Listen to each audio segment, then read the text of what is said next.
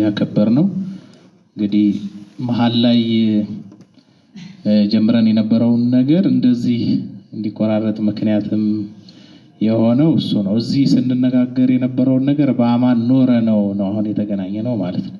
ያከበርነው በዓል ሁሉ የዛ መገለጫ ስለሆነ ማለት ነውና ጥቂት እንደው እንዳይዘነጋን ያክል እስካሁን ስንነጋገር የነበረው ነገር መሰረታዊ ዓላማውም እስከዛሬ የነበረው የመቅድሙ ትምህርት መሰረታዊ ዓላማም ወደ ቅዳሴው ትምህርት ከመግባት በፊት ያንን ህይወት ከማድረግ በፊት አስቀድመን ልንገነዘባቸው ልናውቃቸው የሚገቡ መሰረታዊ ነገሮችን ማውሳት ስለነበረ የተወሰነ ጊዜ ቆይተን አሁን ስንገናኝ ያኛውን ዘንግተነው እንዳይሆን ጥቂት ነገሮችን ዝም ብለን እንደ መከለስ አይነት ነገር እያደረግን እናልፍና ወደ ዋናው ጉዳያችን እንገባለን። ዛሬም የምናተኩረው በብዛት ያው እንደምታውቁት ቅዳሴው በእጅ ያለ ወርቅ እንደሚባለው አይነት ነው። ለኛ ለኦርቶዶክሳውያን አብዛኞቻችን ምን እንደሆነ ሳንረዳው ሳይገባን ጥቂት መረዳትን ብቻ ይዘን ሙሉ በሙሉ አልገባንም እንኳን ባይባል ጥቂት መረዳትን ብቻ ይዘን የምንሳተፈው አምልኮ ነውና ያንን ማስተካከል የምንችልበትን መንገድ ማግኘት እንችል እንደሆነ ነው እንዲህ ያለው መርሃ ግብር የተዘጋጀውና ዛሬም በደንብ አጽንኦት ሰጥተን የምንነጋገረው እንደምን ያለ ልዩ ነገር እንደታደል እንደምን ያለ ልዩ ነገር እንዳለን ማወቅ እንድንችልና እንደምን ካለ ሰማያዊና ልዩ ምስጢር ተሳታፊዎች እንደሆን ማስተዋል እንድንችል ጭምር ነው። ቅዱስ ዳዊት ሰብሰ እንዘ ክቡር ውእቱ ያይመረ ሰውስ ክቡር ፍጥረት ሆኖ ሳለ አላወቀም ይላል። አሁን እኛ ሰዎች ሰው ሆነን ተፈጥረን እንኳን ሰውነታችንን በአግባቡ ምን አንለው አናውቀውም እንደማለት ነው። ሰዎች ሆነን ተፈጥረን ሰውነት ምን እንደሆነ እንኳን አናውቀውም። ነገረ ሰብ የሚል ትምህርት አለ በቤተ ክርስቲያናችን ኦርቶዶክሳዊ ነገረ ሰብ ማለት ስለ ሰውነት የምንማርበት እግዚአብሔር እንደምን ባለ መንገድ እንደፈጠረን የሚብራራበት መልክና አምሳል በደንብ ተተንትኖ ትምህርት የሚሰጥበት የሰው ልጅ የተፈጥሮ ዓላማ ምን እንደሆነ የሚነገርበት ማለትና በብዛት እንዲህ ያለውን ነገር ስናነብ ስንማር እንዲሁ ዝም ብለን ስንኖርበት ከነበረው ነገር አንፃር መሰረታዊ ትክክለኛ የቤተክርስቲያን ትምህርት ስለ ሰውነት ስንሰማው እንደነቃል። ራሳችንን ሳናውቀው የኖርንበት ዓመት ነው የሚቆጨነው። እስከዛሬ ለካ ራሴን እንኳን ሳላውቀው ነበር ኖር የነበረው ነው ምንለው ማለት ራሱን እንኳን አያውቅም። የሰው ልጅ ምን እንደሆነ እንኳን አይረዳም። የሚቀልብንም ብዙ ጊዜ ለዚህ ነው አሁን ያከበርነው ይሄ በዓል ራሱ ልደት እግዚአብሔር የሰው ልጅ እንዲህ ባለ ልክ ታከብረው ዘንድ ሰው ምንድነው ብሎ ቅዱስ ዳዊት ይጠይቃል። ምንድነው ሰው እንዲህ ያለ ዋጋ እስክትከፍልለት ድረስ ሰውነትን ገንዘብ እስክታደርግ ይሄን ሁሉ መከራ እስክትሞትለት በመስቀል መከራን መቃብር እስክትወርድለት ድረስ ዋጋ የከፈልክለት ይህ ሰው ልጅ ምንድነው? ምን ትውቱ ሰው ምንድነው?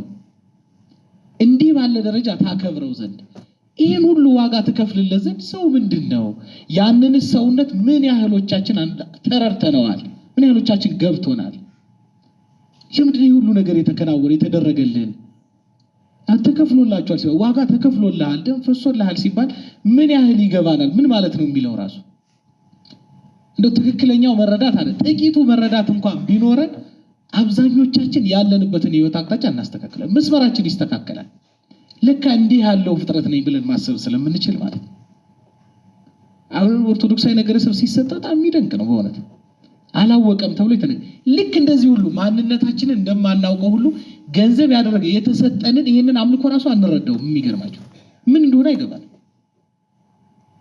ከሌሎቹ ጋር ተደምረን በሐሜት ወገን ካሉት ጋር ባስቀደስ አይደለም ከሚሉት ጋር ተደምረን የምንገኝ ሁሉ አለ።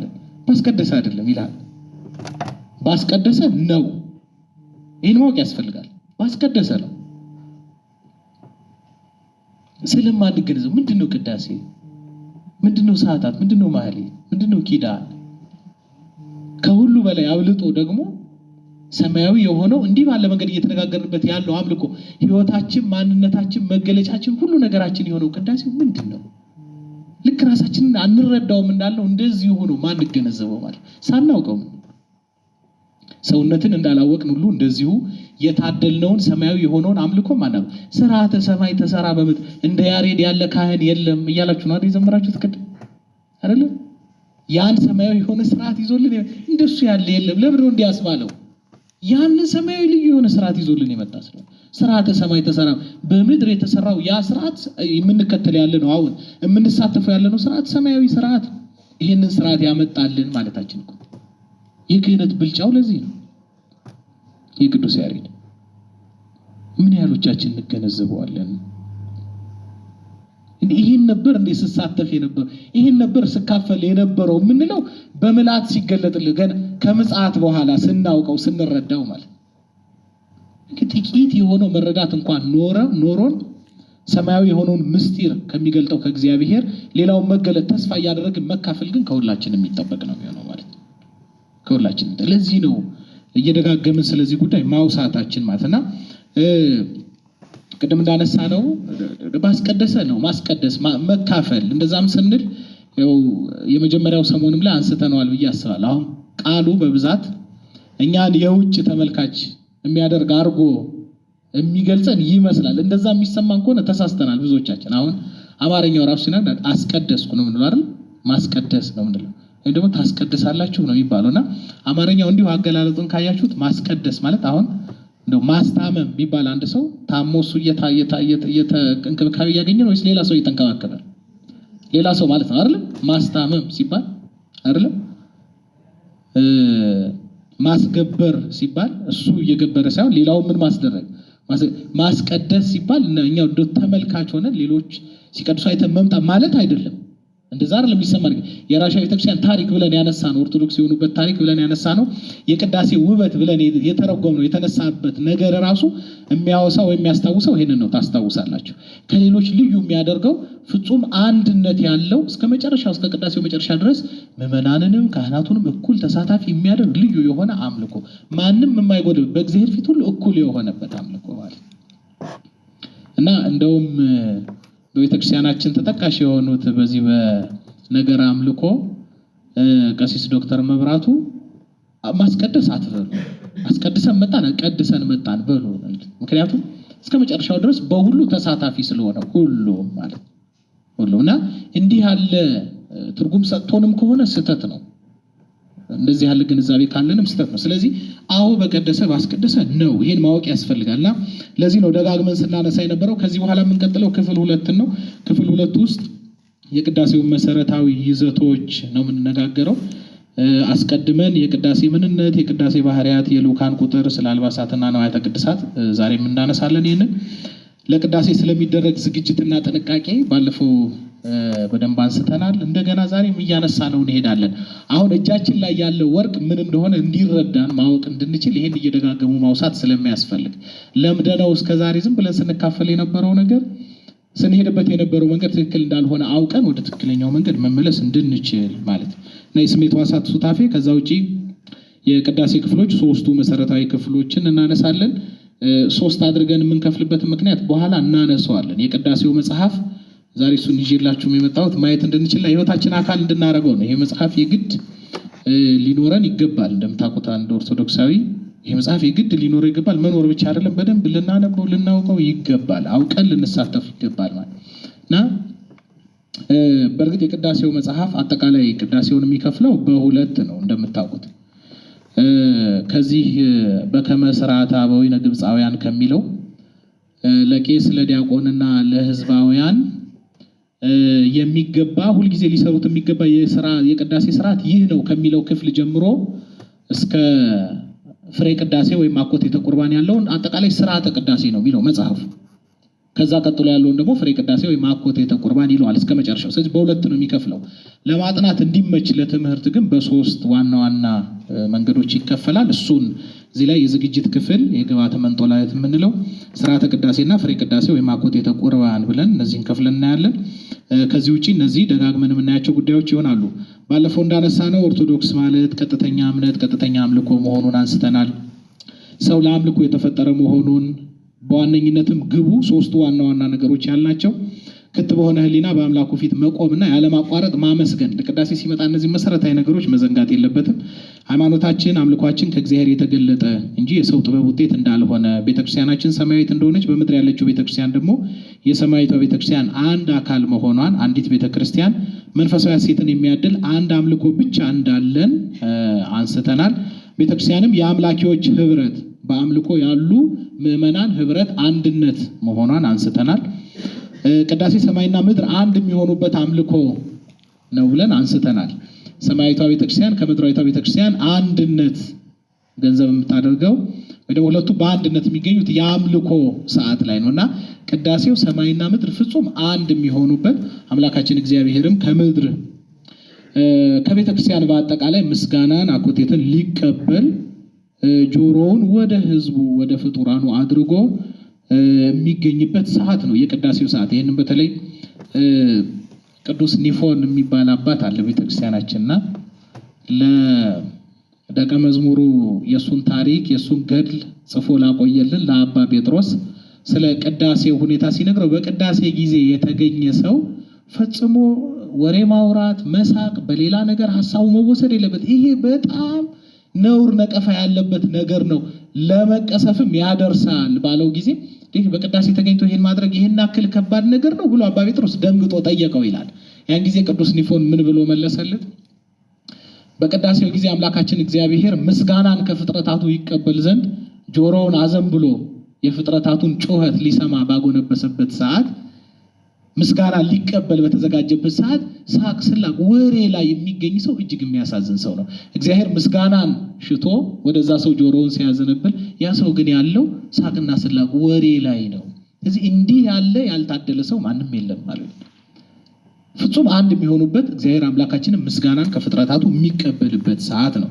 ከሃይማኖተ ስሚ ወደ ሃይማኖተ ርእይ የምናድግበት ነው ብለን ይህንን በደንብ አንስተናል። እምነትና አምልኮ አንድ የሚሆንበት ይህንን ደጋግመን አንስተነዋል። የዛኔም በዚህ በደንብ በነገረ መለኮት ትምህርት ነገረ አምልኮ ሊተርጂካል ቴዎሎጂ በሚባለው ትምህርት በላቲኑ ቋንቋ እንደሚታወቀው በደንብ የሚታወቅ አንድ አገላለጽ አለ። ምን ይባላል?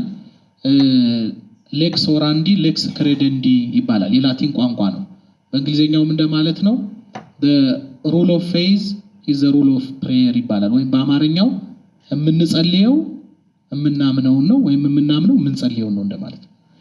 አንድ ኦርቶዶክሳዊ የሚያምነው ነገርና የሚያመልከው በአምልኮ የሚገልጠው ነገር መካከል ምን የለም ማለታችን ነው። ልዩነት የለም። እምነትና አምልኮ ፍጹም ምንድን ናቸው ማለት ነው? አንድ ናቸው ማለት ነው። አንድ ናቸው። ስለዚህ ሃይማኖተ ስሚ ከሃይማኖተ ርእይ ጋር ፍጹም ህብረት የሚያገኝበት አንድ መሰዊያ፣ አንድ ታቦት፣ አንድ መስዋዕት፣ አንድ ኑባሬ ክህነትና መስዋዕት በአንድነት የሚገኙበት ነው ብለናል። የምስጢረ ቁርባን ማሳረጊያ ጸሎት ነው ብለናል። ስጋና ደሙ የሚፈተትበት ይሄ ቅዳሴው ጸሎት ቤተክርስቲያናችን መሰረታዊ አብዩ ትምህርት እንደምታውቁት ሰማያዊ የሆነውን ህይወት ገንዘብ ለማድረግ ህይወት የሚያድለውን ምውት ያልሆነውን ዘላለማዊ ህይወትን የሚሰጠውን ከሰማይ የወረደውን ምግብ መመገብ ነው። ያ ደግሞ የጌታችን ስጋና ደም ነው። ስጋዬን ያልበላ ደሜን ያልጠጣ የዘላለም ህይወት የለውም። ስጋዬን የሚበላ ደሜን የሚጠጣ እኔ በሱ እኖራለሁ እሱ በእኔ ይኖራል ይላል ጌታችን በዮሐንስ ወንጌል ምዕራፍ 6 ላይ። ስለዚህ ይሄንን ስጋውና ደሙን የምንመገበው ህብስቱና ወይኑ ወደ ስጋ መለኮትና ደም መለኮት የሚቀየርበት ጸሎት የቅዳሴው ጸሎት ነው። እዚህ ያንን በልተን ዘላለማዊ ህይወትን ገንዘብ የምናደርገው በቅዳሴ ነው። ቅዳሴው ከሌለ ስጋውና ደሙ የለም። ስጋውና ደሙ ከሌለ ድህነት የለም ማለት ምን ያክል መሰረታዊ ጉዳይ እንደሆነ በዚህ ማወቅ ያስፈልጋል። ከዛ ውጪ መቦበሲ ምዕመናን ዘቦአ ቤተክርስቲያን በጊዜ ቅዳሴ በቅዳሴ ጊዜ ከምዕመናን ወገን ወደ ቤተክርስቲያን የገባ ሰው ቅዱሳት መጻሕፍትን ባይሰማ የጸሎቱ የቅዳሴው ጸሎት እስከሚያልቅ ባይታገስ ከመጨረሻው በክት ልብ ሆነው እንደገና ከስጋው ደግሞ ባይቀበል ከቤተክርስቲያን ይውጣ ይሰደድ ቤተክርስቲያን ብሎ እንደሚያውጅ እነዚህ ሶስቱ መሰረታዊ ነገሮች ለማድረግ ወደ ቅዳሴው እንደምንመጣ አንስተናል። የመጨረሻው የአዲስ ኪዳኑ መስዋዕትን የምንመገብበት የሚለው ከላይ ካነሳ ነው የምስጢረ ቁርባን ማሳረጊያ ጸሎት ከሚለው ጋር አንድ ነው። ሌላው 5 ዋና የሚባሉ መስዋዕቶች በቅዳሴ ጊዜ እንደሚቀርቡ አንስተናል። 5 መስዋዕቶች ብለን አንስተናል አይደል? ምንድን ናቸው? አሁን የከንፈር መስዋዕት አለ ከኛ የሚጠበቀው ይሄ ተሰጦ ጸሎቱን የምንካፈለው የምናዜመው ያ የምንዘምረው እሱ የከንፈር መስዋዕት ነው። ሁለተኛው የሰውነት መስዋዕት አለ። የሰውነት መስዋዕት ቁመቱ ሰጊዱ፣ አስተብርኮ፣ አድህንኖ፣ አትህቶ ይሄ በሙሉ የሰውነት መስዋዕት ነው። ስለዚህ የከንፈር መስዋዕት አለ፣ የሰውነት መስዋዕት አለ። ከዛ ውጪ ደግሞ ቤተክርስቲያን እንደምታውቁት ዕጣኑ ማህቶቱ መብራቱ መስዋዕት ነው በእኛ ቤተክርስቲያን። ስለዚህ የዕጣን መስዋዕት አለ፣ እንደገና የመብራት መስዋዕት አለ።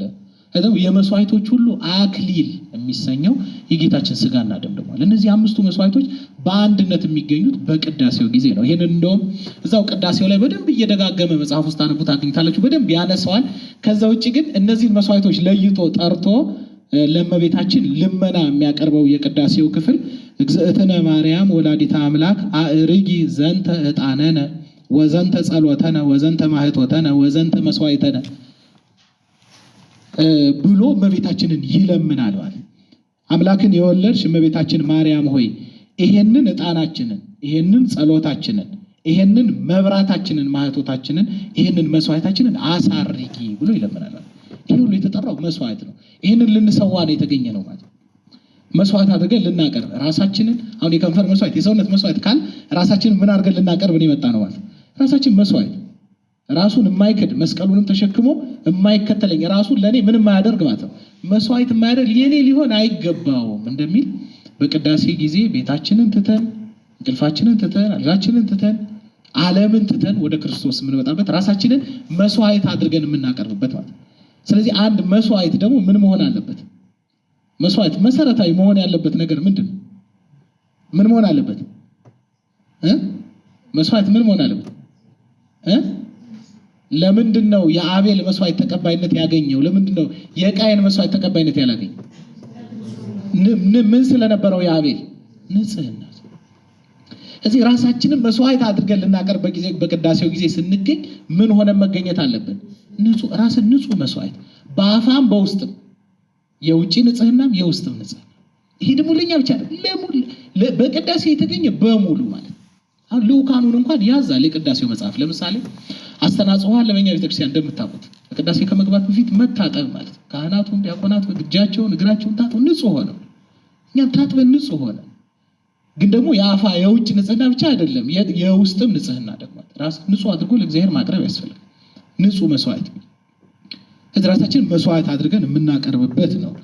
ከዚህ ውጪ የሚቆጠርና የማይቆጠር ጊዜ ብለን ካይሮስና ክሮኖስ ብለን ያነሳ ነው። በጽሩ ቋንቋ ካይሮስ የሚባለው የእግዚአብሔር ጊዜ ያለው፣ ክሮኖስ የሚባለው ደግሞ ይሄ የሚቆጠረው ክሮኖሎጂካል የሆነው ሊኒየር ጊዜ ሂስቶሪካል ታይም የታሪክ ሰዓት የምንለው ማለት ነው።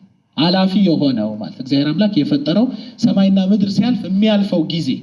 አሁን እያንዳንዳችን እድሜያችን ልደታችን ነገሮች ሲከናወኑ የሚቆጠርበት ጊዜ እንዲህ ባለ ዘመን እንዲህ ሆኖ ነበር እያል ሂስቶሪካል ታይም ብለው የምንቆጥርበት ያ ኃላፊ ነው።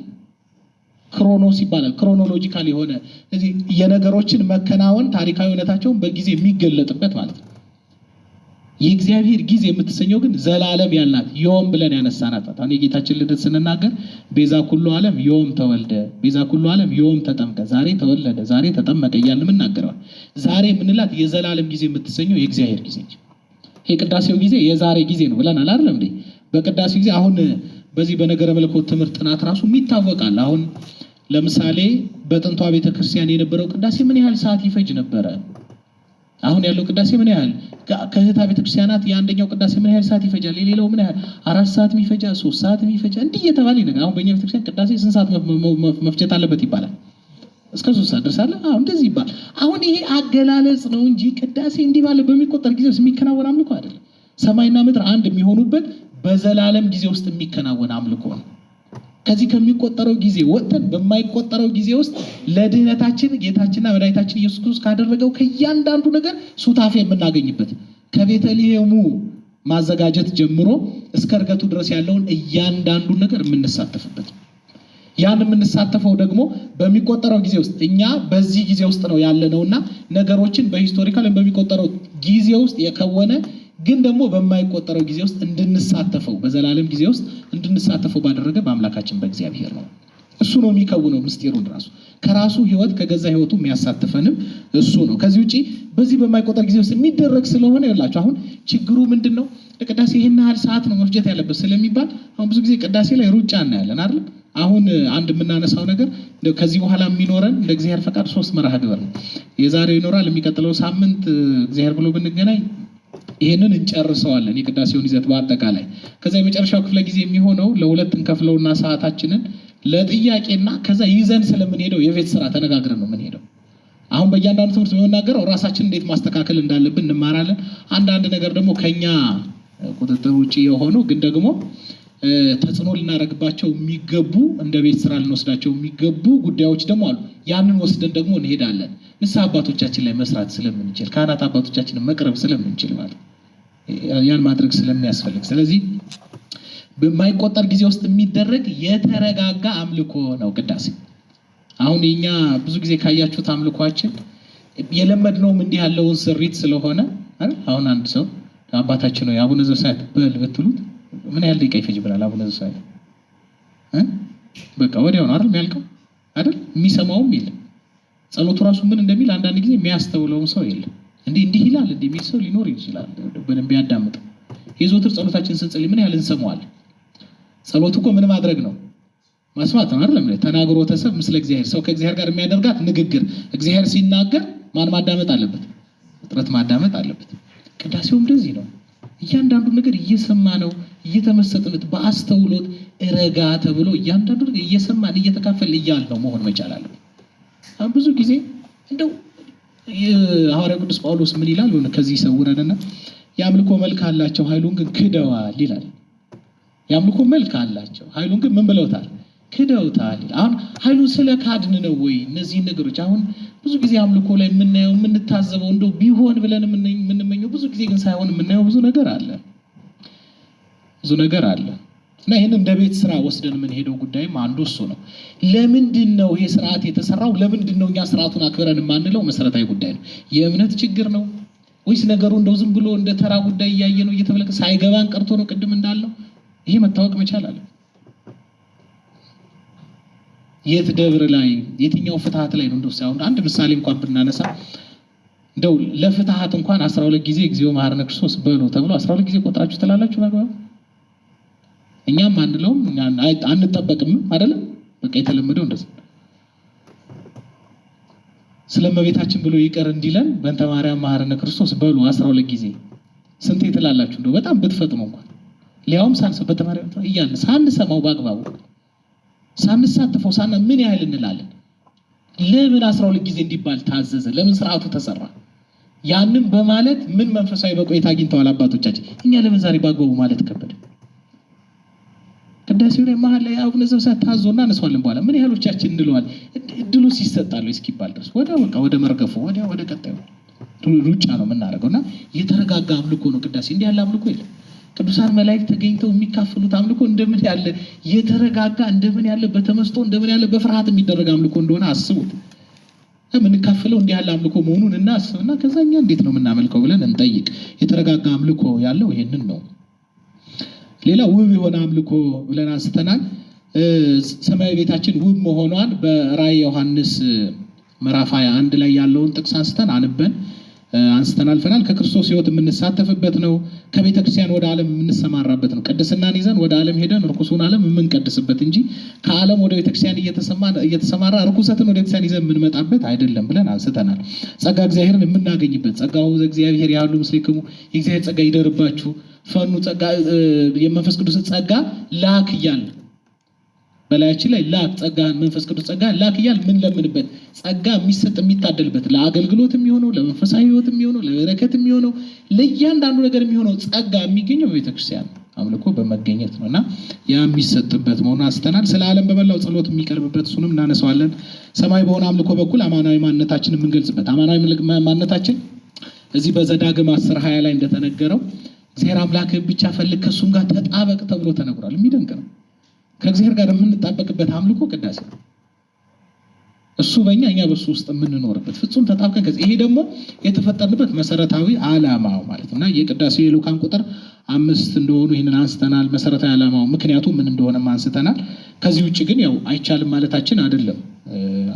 ስርዓቱ የሚለው ምንድነው የሚለውን ለማየት ነው። ለቅዳሴ የሚደረግ ዝግጅትን አይሰን የስሜት ሕዋሳትን ሱታፊ አንስተናል።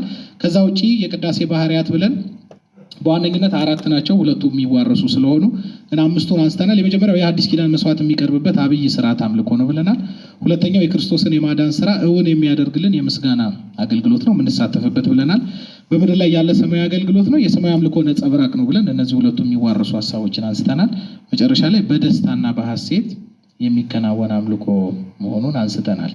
ዛሬ የቅዳሴ ክፍሎች ብለን ሰዓታችን በእርግጥ በጣም ሄዷል፣ ግን እዚህ የመጀመሪያው ክፍል ላይ ብቻ አተኩረን የዛሬው መርሃ ግብር እንጨርሳለን። የሚቀጥለው ሳምንት ስንገናኝ ሁለቱን ቀሪዎቹን ክፍሎች ፈጣን እያልን እየደጋገምም ስላነሳ ነው በመቅድሞ ወደ እነሱ ለመሄድ እንሞክራለን።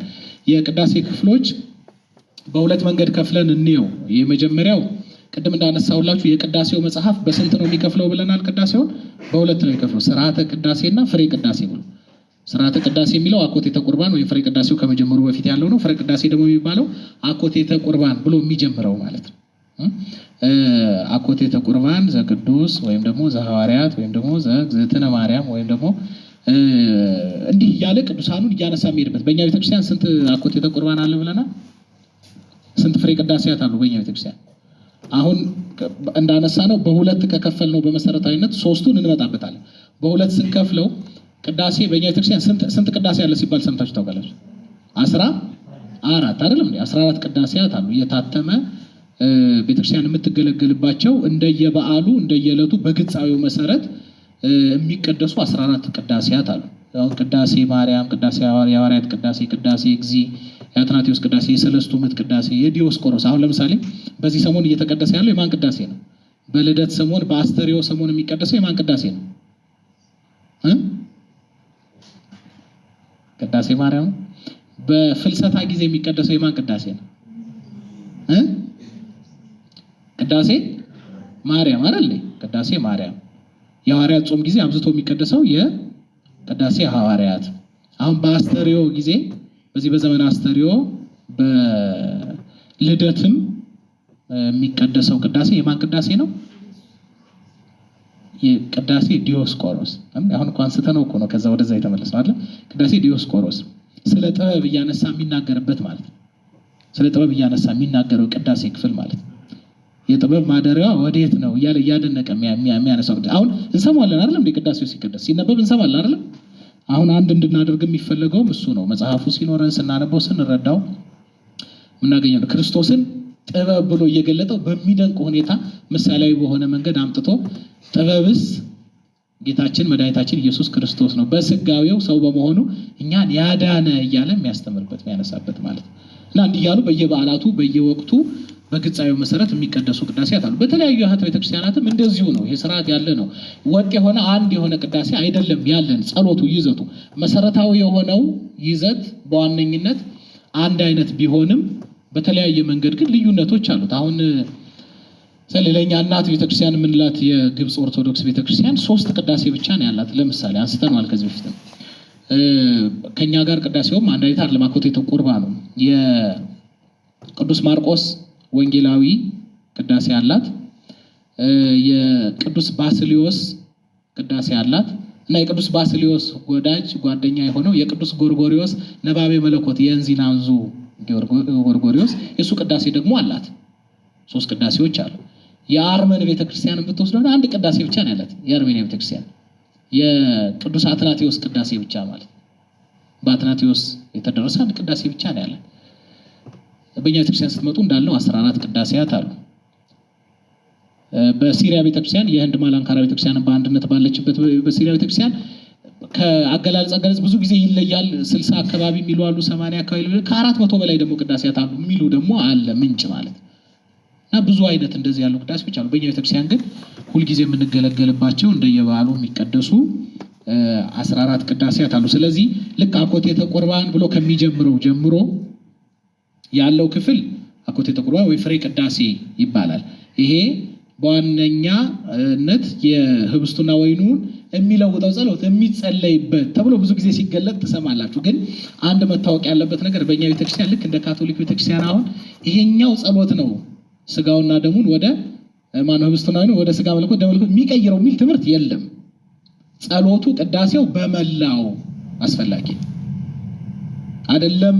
ከቁርባኑ በፊት ያለው ከቁርባኑ በኋላ ያለው የጸሎት ክፍል ራሱ ምንድነው? አስፈላጊ። የቅዳሴው ክፍል አስፈላጊ ነው እንጂ በዚች ቦታ ሚል የለም። አሁን ከጻውኑ ክርስቲያን ብሎ ገና ያልተጠመቁ ጥሙቃን ያልሆኑ ክርስቲያኖች እንዲወጡ የሚያዘው ክፍል ከዛ በኋላ ያለው ሰማያዊ ምስጢር ገና ላልተጠመቁት መገለጥ የለበት ሊገለጥ ስለሆነ ውጡ ማለት ነው እንጂ ከዛ በፊት ያለው ጸሎት ለዚህኛው ስጋውና ደሙን ለመለወጥ የሚረባው አይደለም ማለት አይደለም። እሱ ማወቅ ያስፈልጋል። እንደውም ቅዳሴው ራሱ አንዳንድ ጊዜ በሁለት መክፈል አለ። በሌላ ልማድ ደግሞ ምን ይባላል? የመጀመሪያው ዘ ሊተርጂ ኦፍ ዘ ካቴኪዩመን ይባላል። የንዑሰ ክርስቲያኖች ቅዳሴ ይባላል። የመጀመሪያው ክፍል ውጡ እስከሚባሉ ያለው ማለት ጻኡ ንዑሰ ክርስቲያን እስከሚል ዲያቆኑ ያለው የንዑሰ ክርስቲያኖች ቅዳሴ ተብሎ ይነገራል።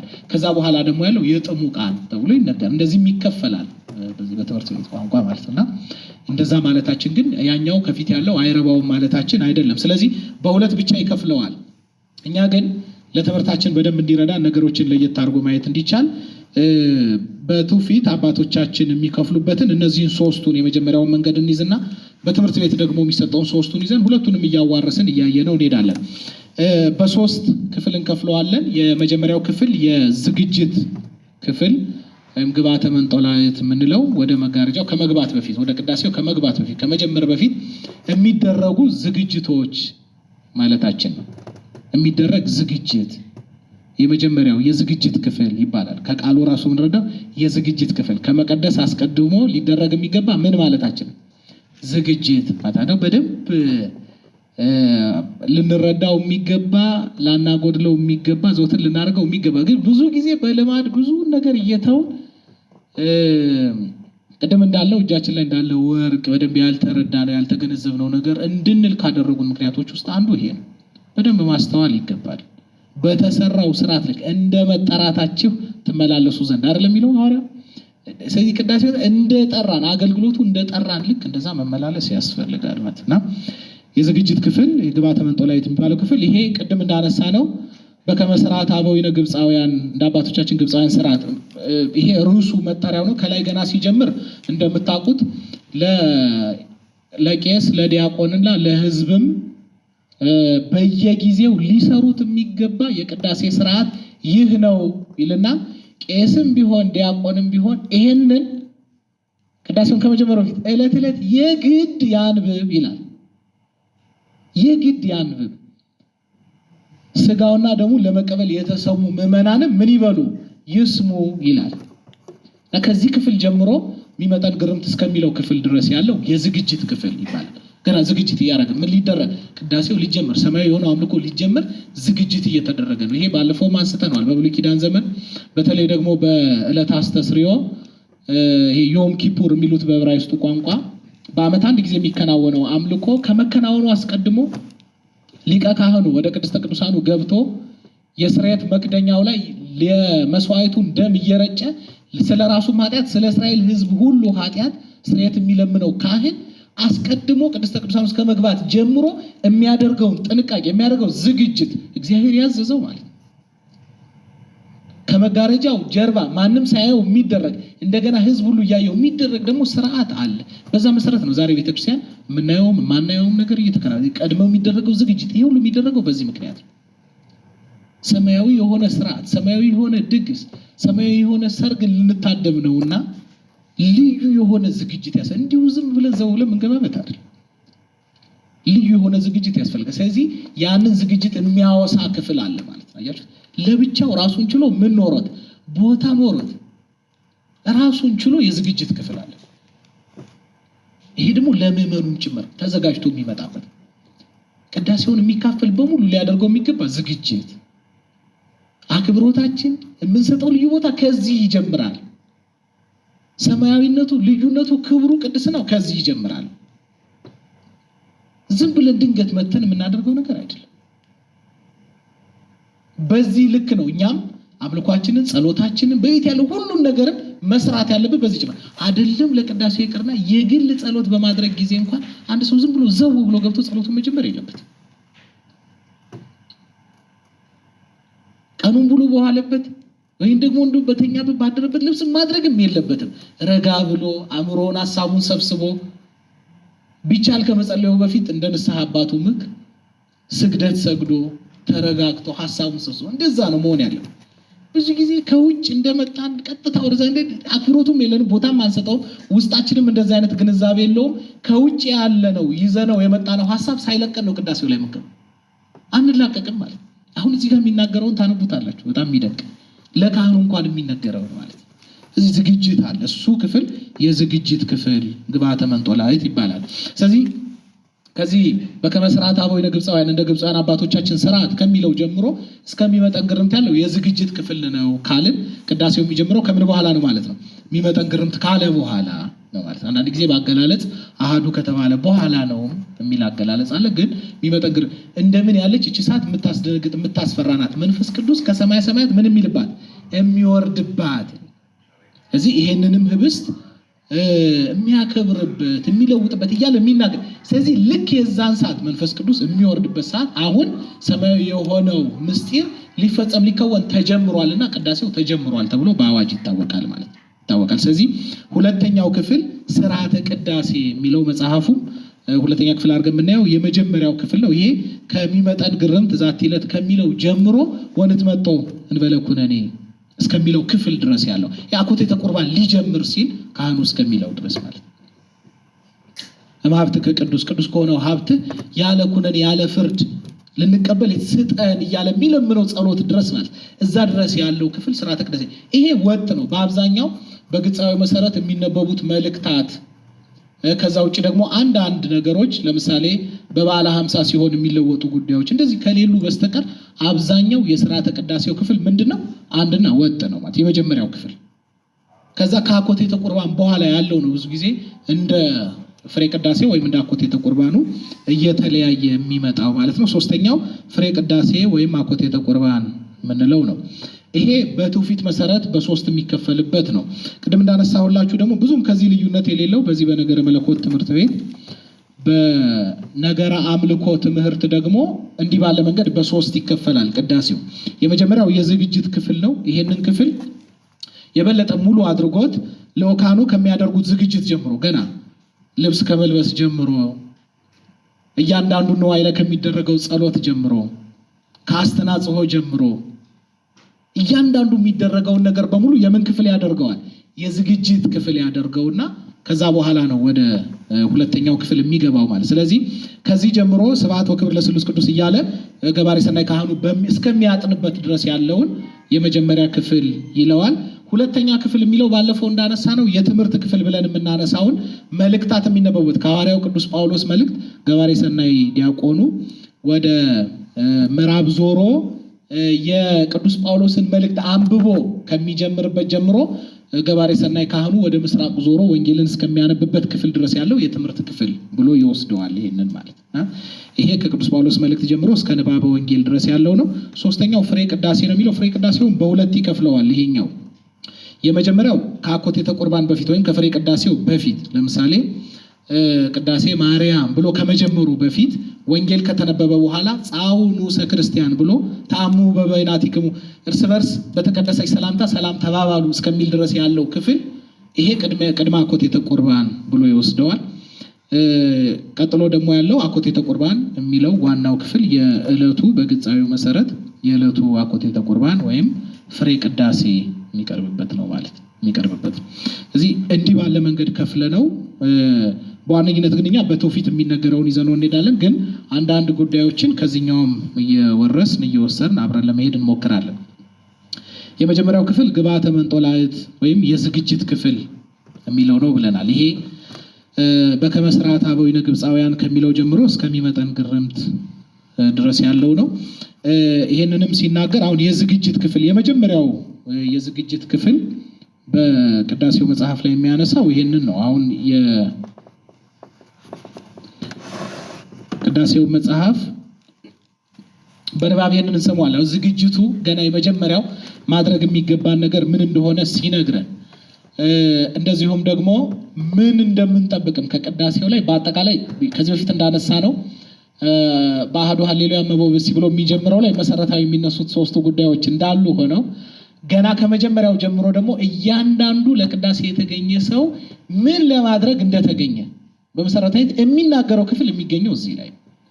ይሄንን ይዘን ነው ከዛ በኋላ ምን ሄደው ምን ቀጥለው ቅዳሴ ማለት በስተመጨረሻ እዚህ የተነገረው በቀዳሚ እዚህ ላይ የተነገረው የሚከናወንልን ራሱ መጨረሻ ላይ ማለት። አሁን ብዙ ጊዜ ከችኮላም ከምንም በጣም የተወሰኑ ደብራት ላይ ካልሆነ ይሄ ተነቦ ማንሰማው፣ ግን ደግሞ እንደ ግዴታ ያዛል የቅዳሴ መጽሐፍ ለሁሉ እንዲነበብ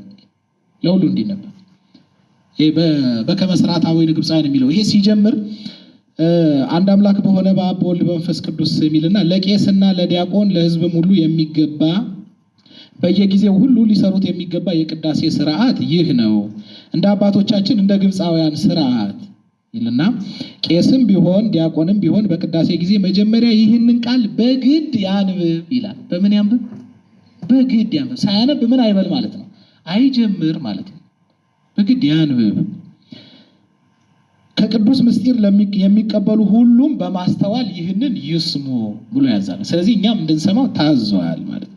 እንዲህም ይበል ይላል። አሁን እቺ አንዷ ፓራግራፍ ወይም እቺ አንዷ አርኬን በቃ ሙሉ ሐሳቡን የምትናገረው ከዛ በኋላ ይሄንኑ እያብራራ ነው የሚሄደው። ቅዳሴውም ላይ ልናገኝ የተሰበሰብነው ይሄንኑ ነው የሚነግረን። ይሄን ነው። ልብ ብላችሁ አድምጡ። ወንድሜ ሆይ ኃጢአትህን እያሰብክ በዚህ ልቡና ኑር። ኃጢአትህን እያሰብክ በዚህ ልቡና ኑር። ይቅርታንም ታገኝ ዘንድ ስርየትንም ለምን። ስላንተም ስለነሱም ንጹሕ የሚሆን መስዋዕቱን በሚያቀርቡበትና በሚያሳርጉበት ጊዜ ከቤተ ክርስቲያን ሳትወጣ ይላል። ኃጢአተኝነትን ለመታመን ታምኖ ኃጣው ለኃጢአታችን ስርየት የሚሰዋው መስዋዕት ለመካፈል ለዚህ ነው የተሰበሰበው። ስለዚህ ነው የሚያብራራው ከዚህ በኋላ ያለው ንባብ ራሱ ማለት ነው። ስላንተ የሚያቀርብና የሚጸልይ ካህኑን አትተወው፣ ከሚያስወጡት ካልተጠመቀው ጋር አብረህ እንዳትሄድ በቤተ ክርስቲያን ኑር እንጂ። የካህኑንም ቃሉን አድምጥ፣ ስላንተ ስለ ኃጥአንም ሁሉ የሚለምለውን ስርየት ስማው፣ አምላካቸው ይቅር ይላቸው ዘንድ። አንተ ሰው የኃጢአትን ስርየት ልታገኝ ከወደድ ከቤተ ክርስቲያን ለምን ትወጣለህ ብሎ ይጠይቃል። የኃጢአት ስርየት አገኘው። መጀመሪያ ልመናው እሱ ነው።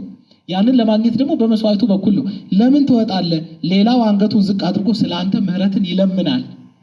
አንተስ ለምን ስራ ፈት ትሆናለህ? በዚሁ ጊዜ በልቡና ከአንዱ ሀገር ወደ አንዱ ሀገር ትመላለሳለህ፣ መርአዊ ሰማያዊ በሚሆን በክርስቶስ ማህተም የታተምክ ስትሆን። ነገር ግን ቤተክርስቲያን ወደ ውጭ ታወጣሃለች፣ ለዘላለሙ አንተ ወደ እርሷ እንዳትገባ ደጆቿን ትዘጋባሃለች፣ ባዕድ በመካከሏ አይገኝምና። ሙሽራዋን በመጣ ጊዜ ደጆቿን ትከፍታለች፣ እጮኛው ሙሽራዋን ትመግበዋለች፣ ባዕድ ግን ከእርሱ አይመገብም አልተሰጠውምና። ይህን ማዕድ የምንመገበው በታምኖ ኃጢአታችንን ታምነን በቅዳሴው ተገኝተን ህብስቱና ስጋውና ደሙን የተቀበልን እንደሆነ የተቀበል። ስለዚህ ይሄንን ነግሮ ነው የሚጀምረው። በሰርጉ ጊዜ ስጋውን የሚሰዋና ፈጽሞ ምግብ የሚሆን ሙሽራ ያየ ማን ነው እያለ ይቀጥላል። ቅዳሴ እንደምታውቁት ሰርግ ነው አይደል እንዴ? ጌታችን በወንጌል ሰርጉ ተደግሷል፣ ተዘጋጅቷል። አሁን የሚጠበቀው ምን ማለት ነጭ እየለበሱ ወደ ሰርግ ቤቱ መገኘት ነው ብሎ እንደተናገረ ሐዋርያትንም ሂዱና ታዳሚዎችን ጥሩ ብሎ እንደላካቸው የቅዳሴው አምልኮ ሰዓት ያ ሰማያዊ የሆነው ሰርግ የተሰረገበት ሰዓት። ሙሽራው ክርስቶስ ነው፣ ሙሽሪት ቤተክርስቲያን ነች። ከኛ የሚጠበቀው ለሰርግ የሚገባው ነጭ ልብስ እየለበሱ ምን ማድረግ መገኘት። ያ ደግሞ እምነትና ምግባር ማለት ነው። ታስታውሳላችሁ በመሐከል ነጭ ልብስን ያለበሰ በተገኘ ጊዜ እንዴት አድርገው እንዳወጡት ማለት ነው። እንዴት ተገኘ ተብሎ እንደተጠየቀ ማለት ነው። ቤተክርስቲያን ማለት ያቺ ነች። ኃጢአተኛታችንን ልንታመን፣ ኃጢአተኞች መሆናችንን ልንታመን፣ ከዛ በኋላ ደግሞ ስጋውን ደሙን በመብላት በኩል ስርየትን ልናገኝ፣ ስለኛ መብቃት ስለኛ መዘጋጀት ሳይሆን ባለፈው እንዳነሳ ነው ስለ እግዚአብሔር ይቅር ባይነትና መሐሪነት ማለት ነው። ወደ ቅዳሴው መጨረሻ ላይ ዚያኩቴ ቁርባን ላይ እናነሳዋለን የሚቀጥለው ሳምንት። ከዚህ በፊትም ደጋግመን አንስተነዋል። ዲያቆኑ እንደምታስታውሱት አስተውል ነጽር ብሎ ካወጀ በኋላ ካህኑ ቅዱስ የሆነውን ቅድሳት ስጋውና ደግሞ ለቅዱሳን ብቻ ስጡ ብሎ ያውጃል። ቅድሳት ለቅዱሳን ብሎ ማለት ቅዱስ የሆነውን ስጋውና ደግሞ ቅዱስ ለሆነ ብቻ ስጡ። ያን ጊዜኛ ምን እንላለን? ማን ነው? አንዱ አብ ቅዱስ ነው፣ አንዱ ወልድ ቅዱስ ነው፣ አንዱ መንፈስ ቅዱስ ነው። ቅዱስማ ማን ነው ማለታችን ነው? አብ ወልድ መንፈስ ቅዱስ ነው። ስለዚህ እኛ ምን አይደለንም ማለታችን ነው? ቅዱሳን አይደለም። ይሄ ማለት እኛ ቅዱሳን አይደለም ብሎ ኃጢአተኞች ነን ብሎ መታመን። ያን እንዳልን ወዲያው እግዚኦታ ገባል። 41 ጊዜ እግዚኦ ማርነ ክርስቶስ እንላለን።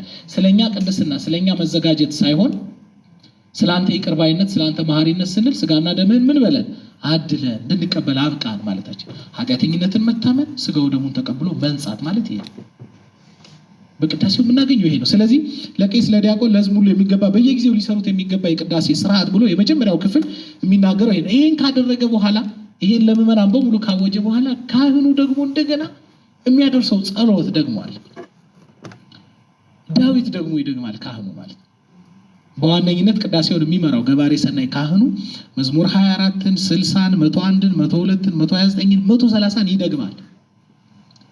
እነዚህን ሁሉ ጸልዮ ተዘጋጅቶ የእግዚአብሔርን አስቻይነት መሐሪነት ተስፋ አድርጎ ነው ቅዳሴውን የሚጀምር።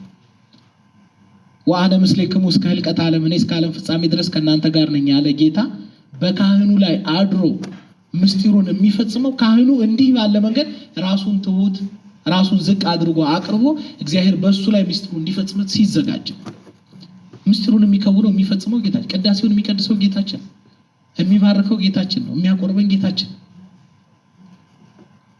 ካህናቱ እግዚአብሔር ህዝቡን የሚያይባቸው ህዝቡን የሚባርክባቸው አይኖቹ ናቸው። ለዚህ ነው አይንተ እግዚአብሔር ካህናት በለው የእግዚአብሔር አይኖች የሚሰኙ የእግዚአብሔር እጆች የሚሰኙ። ሂዱ አሕዛብን በሙሉ አስተምሩ ሁሮ መሐሩ ኩሉ አሕዛብ ወንዘ ታጠምቅዎሙ በሉ በስመ አብ ወወልድ ወመንፈስ ቅዱስ ብሎ የቤተ ክርስቲያንን የሐዋርያነት ድርሻ ከሰጣቸው በኋላ ካህናቱን ያላቸው ምንድን ነው? ይሄንን ስራ ስትሰሩ፣ ስትሰብኩ፣ ስታስተምሩ፣ ምዕመናን ስታጠምቁ፣ ስታቆርቡ፣ ስትቀድሱ ግን ብቻችሁን አይደላችሁም። ወአነ ምስሌክሙ እስከ ህልቀተ ዓለም፣ እስከ ዓለም ፍጻሜ ድረስ እኔ ከማን ጋር ነኝ? ከእናንተ ጋር። ምን ሊያደርግ? ሊያስተምር፣ ሊሰብክ፣ ሊቀድስ፣ ሊያጠምቅ፣ ሊያቆርብ ማለት በካህናቱ በኩል ሆኖ ምስጢሩን የሚፈጽመው ጌታችን። እንዲህ ባለ መንገድ ራሱን አዘጋጅቶ ነው ካህኑ ወደ ቅዳሴው የሚገባው። ይሄን ካደረገ በኋላ ደግሞ ጸሎተ ጎርጎርዮስ የሚባል ከግብአተ መንጦላዕት ወደ መጋረጃ ከመግባት በፊት አስቀድሞ የሚጸልይ ጸሎት አለ። አሁን ይሄ እያንዳንዱ ነገር በቅዳሴው መጽሐፍ ስርዓት ላይ ባለው መንገድ እያንዳንዱ ነገር ስርዓቱ ላይሄድ ይችላል። ከአጥቢያ አጥቢያም አንዳንድ ልዩነቶች ይኖራሉ። ግን መሰረታዊ ይዘቱ ላይ ግን እንትን ማድረግ የለብንም የግድ ስለሆነ። ለምንድን ነው ይሄ ስርዓት የተሰራው? ስለሚያስፈልግ። ያላደረግነው እንደሆነ ስለምንጎድል ማለት፣ ያደረግነው እንደሆነ ደግሞ በምልአት ምስጢሩን የምንፈጽም ስለሆነ ነውና ወደ መንጦላዕት ከመግባት አስቀድሞ የሚጸለይ የጎርጎርዮስ ጸሎት ይህ ነው ይለና የሚደንቅ ነው። የሚገርማችሁ ጸሎቱ እንደዚህ ይላል። አምላካችን እግዚአብሔር የሰውን ሁሉ ሕሊና የምታውቅ ልቡናን ኩላሊትን የምትመረምር ያንተ በሚሆን በዚህ ቅዱስ ቦታ አገለግል ዘንድ ሳይገባኝ ጠርተኸኛልና ይላል። አሁን የቀዳሽ ካህኑን የገባሬ ሰናይ ካህኑን ትህትና ተመልከቱ። እንዲህ ባለ መንገድ ራሱን ዝቅ አድርጎ ሳይገባኝ ነው እያለ በትህትና ነው የሚቀርበው። ሳይገባኝ ለዚህ አብቅተኸኛልና ቸል አትበለኝ፣ ፊትህንም ከኔ አትመልስ። ኃጢአቴን አርቅልኝ እንጂ በነፍስ በስጋ ከሰራሁት ኃጢአት አንጻኝ። አሁንም የኔን የኃጢአትና የሕዝቡንም በደል ይቅር ትል ዘንድ እለምንሃለሁ፣ እማልድሃለሁ፣ ወደ ፈተና ማታግባኝ ብሎ ይለምናል። እንዲህ ባለ መንገድ ጸልዮ ለምኖ እግዚአብሔርን ለምኖ ጠይቆ በሱ በኩል ምስጢሩ መከናወን እንዲችል የበቃ የተዘጋጀ እንዲያደርገው ለምኖ ራሱን አዘጋጅቶ ነው የሚገባው። አቤቱ አትጣለኝ፣ ተስፋዬንም ነስተህ አታሳፍረኝ፣ የመንፈስ ቅዱስንም ሀብት አሳድርብኝ እንጂ በቤተ መቅደስም እቆም ዘንድ ኃጢአቴና በደሌን ለማስተስረይም በቅን ልቦና ንጹሕ መስዋዕትን አቀርብልህ ዘንድ የበቃሁ አድርገኝ። የማቀርበው መስዋዕት ንጹሕ ይሆን ዘንድ አንተ የምትቀበለው እንደ አቤል ያለ መስዋዕት ይሆን ዘንድ አድርግልኝ እያለ ይለምናል። ያልተገባ መስዋዕት እንዳይሆን እንዳላረግ ሰው ከክብሩ እንዳላረግ። እንደዛ በመሆኑ የሚደንቃችሁ በእኛ ቤተክርስቲያን መስዋዕቱ ህብስቱና ወይኑ ስጋ መልኩ እንደ መለኮት የሚሆነው በካህኑ ብቃት አይደለም። ይህን ማወቅ ያስፈልጋል። አሁን ብዙ ጊዜ ካህናት ሰዎች ናቸው። አንዳንድ ድክመት እናይና እኔማ ከሱ አልሳለ እኔማ ከሳቸው እንዲህ አላረግም የምንል ሰዎች አለ። የመስቀሉ ኃይል በእጃቸው ላይ ያለው የክህነታቸው ኃይል ምስጢራትን የመፈጸም ኃይል በእነሱ ቅድስናና ብቃት ላይ የተመሰረተ አይደለም። ገንዘብ ባደረጉት የክርስቶስ ክህነት ላይ የተመሰረተ ነው። ቤተክርስቲያን እንደምታውቁት እንደውም ይሄ በነገረ አበው ወይም በቤተክርስቲያን ታሪክ ትምህርታችሁ ታውቁታላችሁ። ምንፍቅና ነው ይሄ ቤተክርስቲያን። ካህኑ ቅዱስ ካልሆነ ምስጢሩ ሊፈጸም ወይም ደግሞ ሙሉ ሊሆን ቅዱስ ሊሆን አይችልም ብለው ያስተማሩ ሰዎች መናፍቃን ተብለው ተወግዘዋል። እዛ ላይ አይመሰረትም። ካህኑም ሰው ነው፣ እንደኛ ደካማ ነው። ፍጹም አድርገን ልናያቸው አይገባም። ይህንን ማወቅ ያስፈልጋል። ስለዚህ ለክህነቱ ልዩ የሆነ ክብር ለካህኑም እንደዚሁ ሊኖረን ይገባል። እግዚአብሔር የሚያድርበት እግዚአብሔር ስራውን ክርስቶስ ስራውን የሚሰራበት ካህኑ መሆኑን ማወቅ ያስፈልጋል። የሕዝብህንም ኃጢአት አታስብባቸው፣ ለሞቱት አባቶቻችን፣ ለወንድሞቻችን፣ ለእህቶቻችን እረፍትን ስጥ እያለ ስለ ራሱም ስለ ምዕመናንም ለምኖ ተማጽኖ ነው ወደ ቅዳሴው የሚገባው። አሁን እንዲህ ያለ አምልኮ እንዲህ ያለ ጸሎት ላይ ከመካፈል በላይ ምን መታደል አለ? ምንስ ወሳኝ ሌላ ጉዳይ ሊኖር ይችላል አንድ ኦርቶዶክሳዊ? ለዚህ ነው በመላት ሁሉ ይሄ ገና እየጀመረ ነው። በመላት ሁሉ ነገር የያዘ አንዳች ያልጎደለው ፍጹም የሆነ አምልኮ የምንልበት ምክንያትም ይሄ ነው። ሕዝብህንም በካህሊነት አጽንተህ ጠብቃቸው፣ ከአንድ ልጅም ጋር ለአንተ ምስጋና ይገባል ለዘላለሙ አሜን ብሎ ይጨርሳል። ይሄንን ካደረገን በኋላ እንደዚሁ ዝግጅቱ አሁን ሁሉንም እያንዳንዱን አናየውም እንዳልኳችሁ ማንበቡን ለእናንተ ተነው መሰረታዊ የሆነውን ነገር ብቻ እያነሳን ከዛ ቀጥሎ ደግሞ ራሱ ላይ እንዲህ ዝግጅት ካደረገ በኋላ አስተናጽኦ ቅድም እንዳለው መታጠቡ፣ መዘጋጀቱ፣ እጁን እግሩን ታጥቡ እንደገና ልብሰ ተክህኖን በሚለብስበት ጊዜ ራሱ የሚያደርገው ዝግጅት ራስ ላይ መጀመሪያ የሚደረግ ዝግጅት አለ። የሚገርማችሁ ልብሰ ተክህኖ ራሱ እንደምታውቁት ዝም ብሎ ብድግ ተደርጎ የሚለበስ አይደለም። አሁን በእኛ ቤተክርስቲያን እንደምታውቁት እዚህም ጋር እንደሚያነሳው በቤተክርስቲያን ላይ ባሉ በንዋያተ ቅድሳት ላይ ሁሉ ጸሎት ይደርሳል። እንደምታውቁት ቅዳሴው ከመድረጉ አሁን የኛ ቤተክርስቲያን አንድ ልዩ የሚያደርጋት ነገር ይሄ ነው። በሌሎች እህት ቤተክርስቲያናት ከኤርትራ ቤተክርስቲያን ውጪ ያው አንድነት ስላለን ማለት ነው። በሌሎቹ በአራቱ አንድ ጊዜ ለቤተክርስቲያን አምልኮ የገባ ንዋይ ቅዱስ አንድ ጊዜ ይጸለይበትና ሜሮን ተቀብቶ ከከበረ በኋላ በየቅዳሴ በተገባ ቁጥር ሁሌ ጸሎት አይደርስበትም። የኛ ቤተክርስቲያን ግን አዲስ ንዋይ ቅዱስ ወደ ቤተክርስቲያን ሲገባ የራሱ የሆነ ልዩ ጸሎት አለ። ሌላ ጸሎት ማለት ከዛ በሜሮን ከከበረ በኋላ ቅዳሴ በተገባ ቁጥር ደግሞ እያንዳንዱ የቤተክርስቲያን ንዋይ ላይ ይጸለያል። ራሱን የቻለ የተዘጋጀ ጸሎት አለ። ይሄ ዝግጅት ነው፣ የግድ መደረግ አለበት። ምክንያት አለው። ለዛ ነው ይሄ እንዲሆን የተደረገው። እንደዚሁም ልብሰ ተክህኖም ላይ እንደዚሁ ነው። ካህኑ ከመልበሱ አስቀድሞ ምን ያድርግ ይላል? ይባርክ። እንደውም አስቀድሞ ምንድነው የሚለው? ከሱ በማድረግ የሚበልጠው ለምሳሌ ሊቀ ጳጳስ ያለ እንደሆነ ምን ያድርግ? ወደ ጳጳሱ ይውሰድና ምን ያድርግ? ያስባርክ። ሊቀ ጳጳስ የሌለ እንደሆነ ደግሞ ራሱ ባርኮ ይልበስ። እንዲሁ ዝም ብሎ መልበስ አይችልም። ሲለብሰው ራሱ ለልብሱ ካለው ልዩ ክብር የተነሳ አምልኮ እንደምን ያለ ዝግጅት እንደሚፈልግ ማሳያ ከሆነው ነገር ውስጥ አንዱ የሚደንቃቸው እንደዚሁ ዝም ብሎ እንደ ዓለማዊ ልብስ አልሆነኝም አላማረኝ እያሉ ዝም ብሎ ማውለቅ ዝም ብሎ ማድረግ የማይቻል መሆኑን ሲያወሳ ምን ይላል መሰላችሁ? ከማድረጉ ልብሱን ከመልበሱ አስቀድሞ የክህነት ልብሱን ከመልበሱ አስቀድሞ ሁለት ጥንቃቄዎችን ያድርግ ይላል። መጀመሪያ የሚራዱት በቂ የሆኑ ልኡካን መኖራቸውን እርግጠኛ ይሆን። ካደረገው በኋላ የሉም ብሎ መልሶ ምን እንዳያወልቀው የመጀመሪያው። ሁለተኛው ቁመቱ የሚለብሰው ልብሰ ተክህኖ ለቁመቱ በቂ የሆነ እንደሆነ ገና ሳይለብሰው በፊት ይገምት ይየው ይላል። ማለት ከውጭ ሆኖ ለክቶ ነው ማድረግ ያለበት። አልሆነኝም ብሎ ማውለቅ አይችልም። አሁን እንደው ስናጠልቀው ስናደርገው እንደዚህ ያለ ክብር አለን ወይ? ለምን ይመስለናል እንዲህ ባለ መንገድ እያንዳንዱ ነገር ላይ ጥንቃቄ እንዲኖር የተደረገው?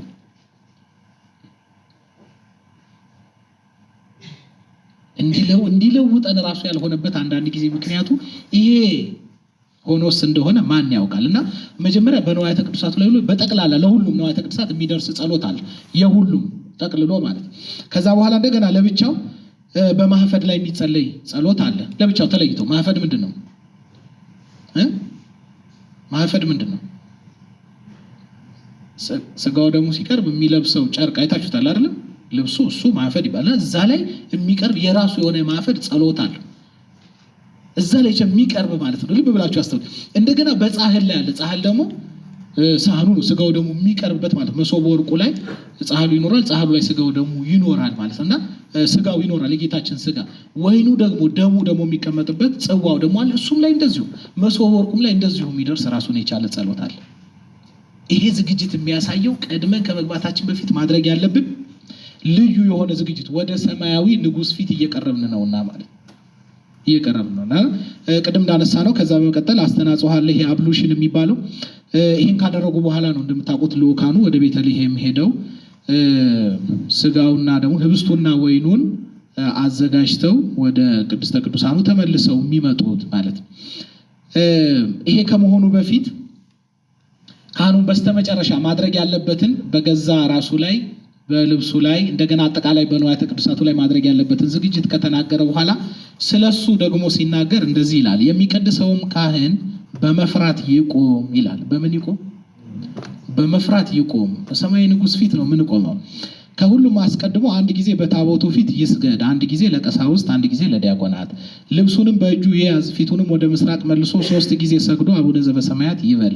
ዳግመኛም ወደ ህዝቡ ይመለስ፣ ልብሱንም ፈጽሞ ከመልበሱ በፊት የሚያገለግለው ዲያቆን ምናልባት እንዳለ ይመልከት። የሚያገለግልና ለተልእኮ የሚራዳው ዲያቆን ባይገኝ ካህን ከለበሰ በኋላ ልብሱን ያወጣ ዘንድ አይገባውም። አሁን ይህን የምናነብበት ምክንያት እንደምን ያለ ዝግጅት እንደሚደረግና ምን አይነት ሰማያዊ ልዩ ክብር ያለው አምልኮን እየተካፈልን እንደሆነ ግንዛቤ መውሰድ እንድንችል ነው።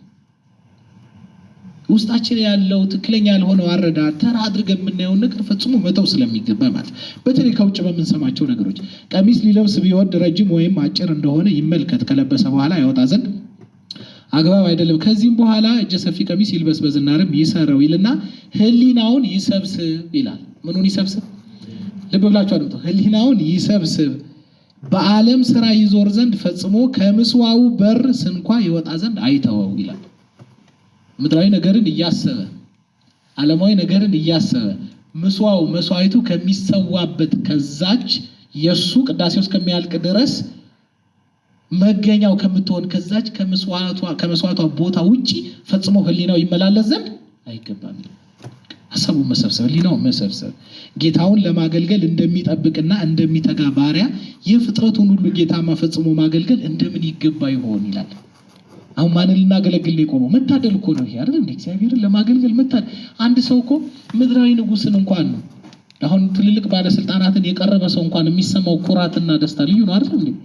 ሰማያዊ ንጉስን እንደ አንዳንድ ጊዜ አቅልለን የምናየው ይሄ ነው። ቅድምም ያልገባን ያለበት ምክንያት ይሄ እንደምን ያለ ክብር እንደሆነ እዛ መገኘታችን ራሱ እንደምን ያለ መታደል መሆኑን ማወቅ ያስፈልጋል። በደንብ ልናስተውለው ይገባል። እንደገና ደግሞ ለምዕመናን ደግሞ የሚናገረው ልብ ብላችሁ ስሙ። ክቡር ምስጢርን ለመቀበል የተሰበሰቡ ምዕመናን ሁሉ የእግዚአብሔርን ነገር ለመስማት ከቤተ ክርስቲያን ውስጥ በጸጥታ ይቆሙ ይላል። በምን ይቆሙ? በጸጥታ ይቆሙ። የሚናገርም የሚስቅም አይኑር። ቤተ ክርስቲያን የነገር ቦታ አይደለችምና የጸሎት ቦታ ናት እንጂ። ምን ልናደርግ ነው የተሰበሰብነው? ጸሎት እናደርግ። የምናደርገው ጸሎት ግን የግል ጸሎት አይደለም። ባለፈው ተነጋግረን የጸሎት መጽሐፍ ራሱ ይዞ መምጣት አይገባም። በቅዳሴ ጊዜ ቅዳሴ ሙሉ የሆነ ጸሎት ነው። በቅዳሴ ጊዜ የግል ጸሎት የሚባል ነገር ራሱ ክልክል ነው በእኛ ቤተክርስቲያን። ቅዳሴ መሀል ላይ ራሱ የግል ጸሎት የሚያደርስ ሰው ታያላችሁ። ባይመቻችሁ እንኳን የምትካፈሉ ጥቂት ጊዜ በስራ በተለያየ ምክንያት ቢኖር እንኳን ጥቂቷን ደቂቃ መጥቶ ሰምቶ ተካፍሎ መሄድ በራሱ በቂ ነው። እውቀቱ ደግሞ ሲኖረን የቅዳሴው ምን የጎደለ የትኛውን ጉድለት ልንሞላ የግል ጸሎታችንን እንጸልያለን። የለመድነው ማድረስ ያለብን ነገር ያለ እንደሆነ ቤታችን ተመልሰን ሄደን መድረስ ይችላል። ሰዓታችንን አስተካክለን ማለት ነው። ስለዚህ የማህበር የአንድነት ሰማያዊ ቅዱሳን መላእክት ከአዳም ጊዜ ጀምሮ ያሉ ጻድቃን ሰማዕታት በሙሉ በአንድነት የሚገኙበትን ጸሎት ልንካፈል መተን የግል ጸሎት ፈጽሞ የማይታሰብ ፈጽሞ እዚህ የተገኘ ነው ለጸሎት ነውና ነገር እንደዚህ ወሬ እንደዚህ ነገር ፈጽሞ ክልክል ፈጽሞ። በኋላ ምን ይላል? በቅዳሴ ጊዜ የሚስቅ ካህን ቢሆን ቅጣቱ ስንት ሱባኤ ይሁን ይላል? 1 ሱባኤ ይሁን። ልብ ብላችሁ አድምጡ። ህዝባዊ ቢሆን ግን ያን ጊዜውኑ ይውጣ፣ ከስጋው ደሙ ያይቀበል። ቅዱስ ስጋውና ክቡር ደሙን ለሰጠን ለእግዚአብሔር ምስጋና ይግባው ለዘላለሙ አሜን ይላል። አሁን ልብ በሉ። በቅዳሴ ጊዜ የሚስቅ ካህን ቢሆን ቅጣቱ ስንት ሱባኤ ይሁን አለ? 1 ሰው ምዕመን የሆነስ እንደሆነ የዛኑ ሰዓት ምን ያድርጉት? ይውጣ የሚለው ካህን የሆነ እንደሆነ ይቀበል፣ ስጋው ደሙን ይቀበል። ግን ከወጣ በኋላ ቅዳሴ አልቆ ከወጣ በኋላ 1 ሱባኤ ይቀጣ ይላል። 1 ሳምንት ሙሉ ቤተክርስቲያን ከቤተክርስቲያን ህብረት እንዲለይ፣ እንዳይገባ፣ እንዳያስቀድስ፣ እንዳይቀድስ፣ እንዳይቆር ምዕመን የሆነ እንደሆነ ደግሞ ያንኑ ሰዓት አውጡት ነው። ለምን እንዲህ ያደረገ የሚለውን እንኳን የሚደንቃችሁ በጣም ጊዜ ሰጥቶ አብራርቶ ነው የሚሄደው። ቅዳሴ ምንድነው የሚለው? ምዕመን የሆነ እንደሆነ በቅዳሴ ጊዜ ቢስቅ ቢያወራ ሌላ ነገር ሲያደርግ የተገኘ እንደሆነ በዛው ሰዓት ያስወጡት። ምዕመን ስለሆነ ሁሉም ስለሚያየው ስለ ጠባይ ግድፈቱ ስላሳየው ጠባይ እንዲወጣ ተደርጓልና ሁሉ ቅጣት መሆኑን ያውቀዋል። ካህን የሆነ እንደሆነ ግን ከውስጥ ሲወጣ ምዕመናን ይመለከቱና አባ እከሌ መስዋዕቱ ላይ ምን አይተውበት ይሆን ሳይቀበሉ የወጡት ብለው ከመቀበል ወደ ኋላ እንዳይሉ የዛን ቀን ዝም በሉት፣ ይቀበልና ይወጣ። ከወጣ በኋላ ግን 1 ሱባኤ ይቅጡት ይላል። ምን ያደረገ እንደሆነ በቅዳሴ ጊዜ ይሳቀ። የሚደንቃችሁ መደረግ ስላለበት ጥንቃቄ ሲነገርና እኛ እንደምን ባለ መፋዘዝ ውስጥ ሆነ እንደምናስቀድስና ልዩነቱ በጣም ይደንቃል። ፈጽሞ ንግግር እንኳን ክልክል፣ ዝግጅት መደረግ ስላለበት እንኳን ሲናገር አስቀድሞ ገና ለቅዳሴ ሲገባ መዘጋጀት ያለበት ነገር ቀድሞ የዝግጅት ክፍል የሚለው ለዚህ ነው። ቀድሞ ተዘጋጅቶ ነው ሁሉ ነገር መቀመጥ ያለበት። ምናልባት እንኳን መዘጋጀት ያለበት ለቅዳሴው የሚያግዝ መስተካከል ያለበት ነገር ያለ እንደሆነ እንኳን በንግግር አይደለ በአይን ጥቅሻ ካልሆነ እንኳን በለሆሳስ በጥንቃቄ ያድርጉት ነው የሚለው። እኛ ስንቀድስ እየሳቅን እርስ በርስ እያወራን ምናንም እንደዚሁ ስናስቀድስ በእንዲህ ባለ መንገድ ማለት ስንቀመጥ ስናወራ በሐሳብ ስንሄድ ፈጽሞ ግን እንዲህ ያለ ነገር ክልክል ዝግጅቱ ራሱ ይሄንን የሚነግረን ነው። እዚህ በመጀመሪያ ደረጃ እንዲህ ያለ ዝግጅት መኖር ማወቅ። ስለዚህ እንዲህ ባለ መንገድ ልኡካኑ የሚዘጋጁ ከሆነ እኛም ምዕመናን ደግሞ እንደዚሁ ያለ ዝግጅት ያስፈልገናል። ገና ከቤታችን ስንመጣ ጀምሮ ባለፈው እንዳነሳ ነው ማድረግ ያሉብን ዝግጅቶች አሉ። ከመምጣታችን በፊት ማድረግ ያለብን ነገር ምንድን ነው? ነገ ሌሊት ቅዳሴ ለመገኘት ያሰበ ሰው መነሳት ያለበትን ሰዓት፣ ሰፈሩ ባለ አጥቢያ ቅዳሴ የሚገባበትን ሰዓት በአግባቡ ማወቅ መቻል አለበት። ስንት ሰዓት ከእንቅልፉ መነሳት እንዳለበት፣ ስንት ሰዓት ከቤቱ መውጣት እዛ በስንት ሰዓት እንደሚደርስ ከልምድ ይህንን ማወቅ መቻል አለበት። ፈጽሞ እንዳይዘና በትክክለኛው ሰዓት ምን ማድረግ እንዲችል መድረስ ሲደርስም ደግሞ እንዲሁ በተሯሯጠ መንገድ መሆን የለበትም። ቢያንስ ቅዳሴው ከመጀመሩ በፊት ቀደም ብሎ ገብቶ ሙሉ ቅዳሴውን ሳይጎድል ሊካፈል ይገባል።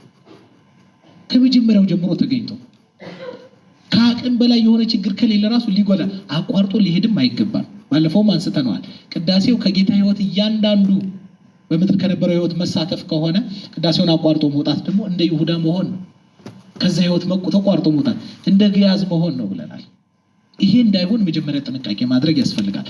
ቀጥሎ የሚመጣው የመግቢያ ዝማሪያት ነው። እንደምታውቁት የመግቢያ ዝማሪያት የምላቸው እምነበሃ የሚለው መስቀል አብርሃ ኩሉ ዘገብራ የሚሉ ቀዳሚ የሆኑ ዝማሪያት አሉ። የመግቢያ ዝማሪያት ሰኞ፣ ማክሰኞና ሐሙስ በሚሆንበት ጊዜ እምነበሃ ነው የምንለው። ይህንን ባለፈውም አንስተናል። እንደውም የቤተ ክርስቲያንን ሰማያዊ ውበት ግድግዳዎቿ እንደምን ባለ በከበረ ዕንቁ የተሰሩ መሆናቸውን አንስቶ የሚጀምር የመግቢያ ዝማሬ ነው ብለን ከሰማይቷ ቤተ ክርስቲያን ውበት ጋር አያይዘን ይህንን አንስተነው ነበር። እንደምታውቁት ረቡዕ፣ ዓርብና ቅዳሜ በሚኖረው ቅዳሴ እንደምታውቁት መስቀል አብርሃ ነው የሚባለው።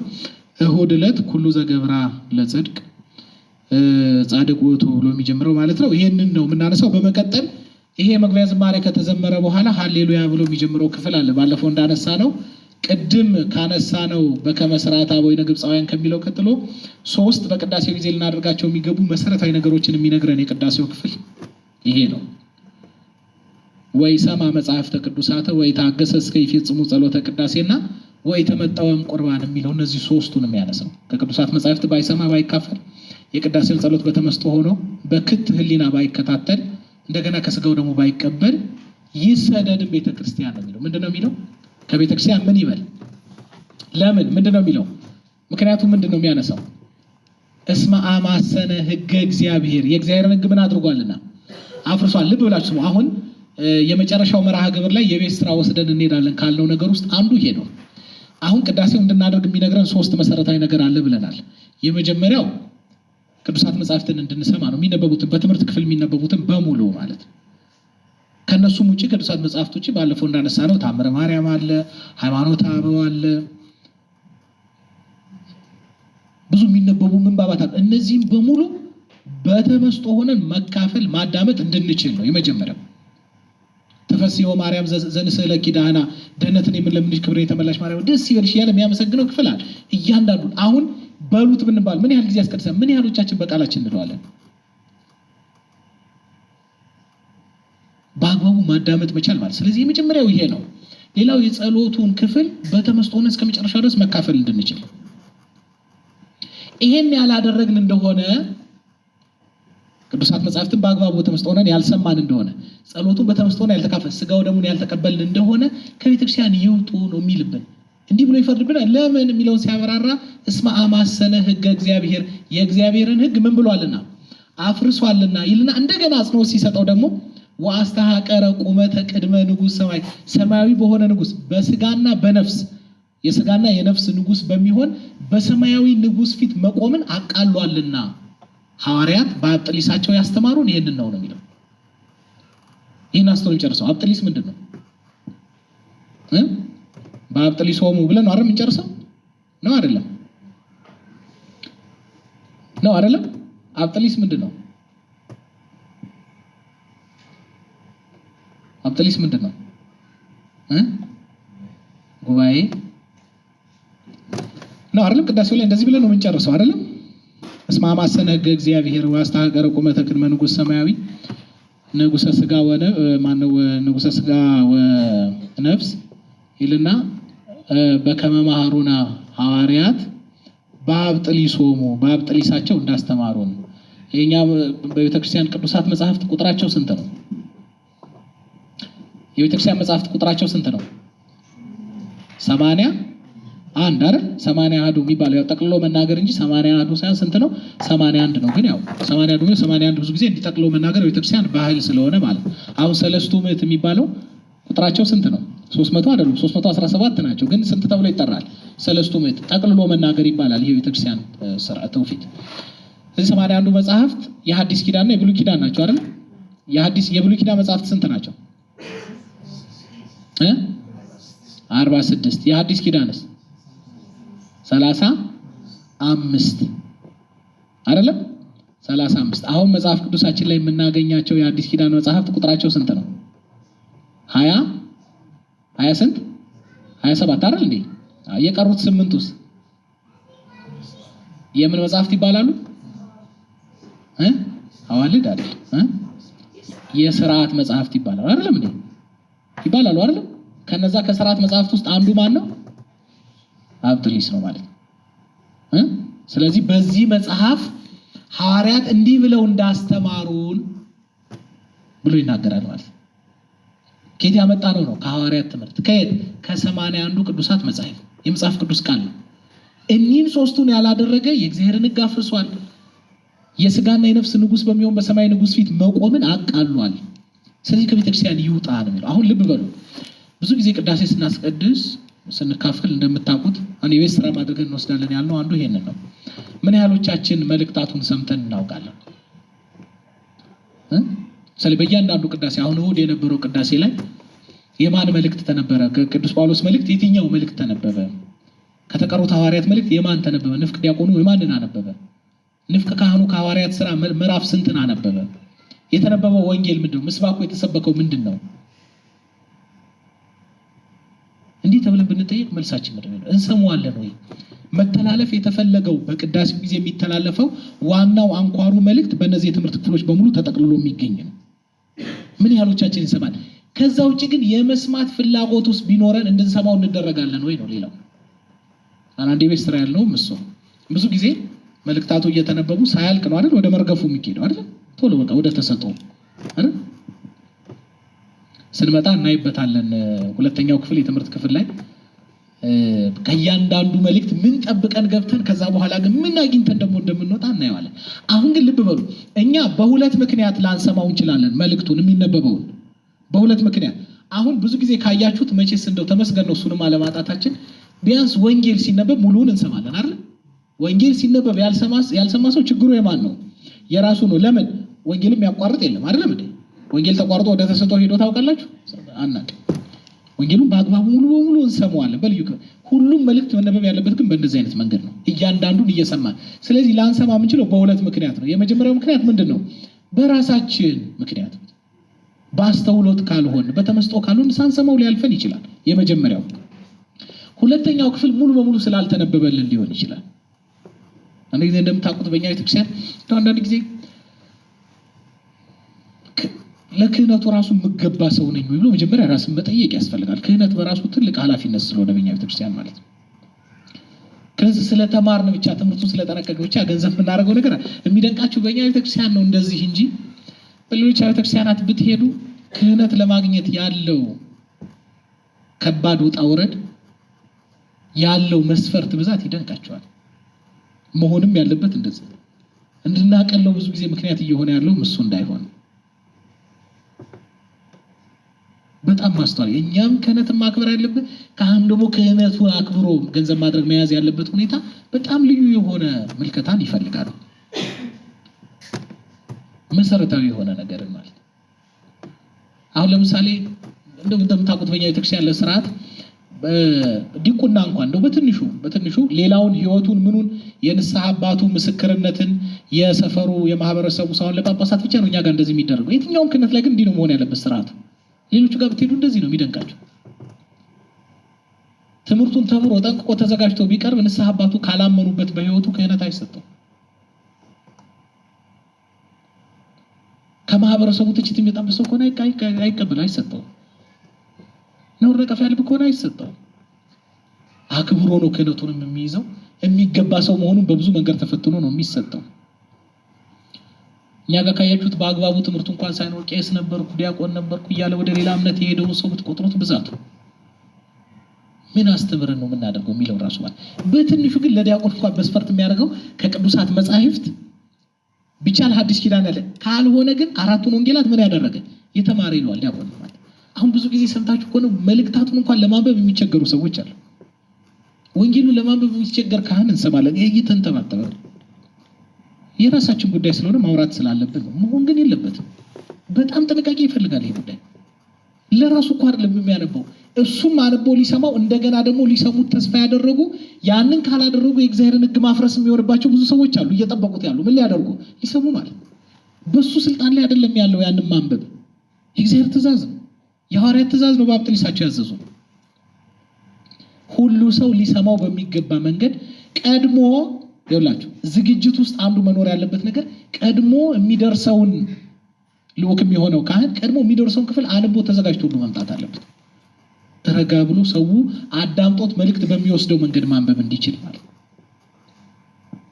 አይደለም። እንደዛ ሊደረግ እንደምታውቁት ነው።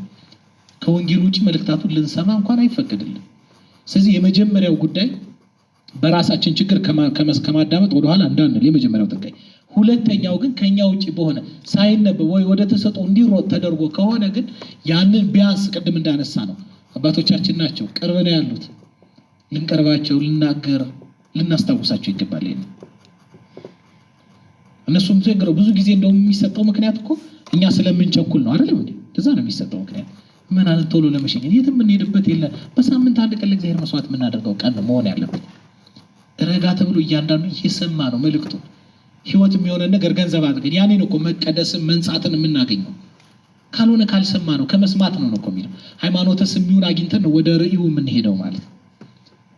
እዚህ በአግባቡ እየሰማን እያንዳንዱን ክፍል ልንካፈል ይገባል ማለት ነው። ሁለተኛው ክፍል ስርዓተ ቅዳሴ የሚለው ነው። ሰዓታችን ሄዷል ይመስለኛል። አዎ በጣም ሄዷል።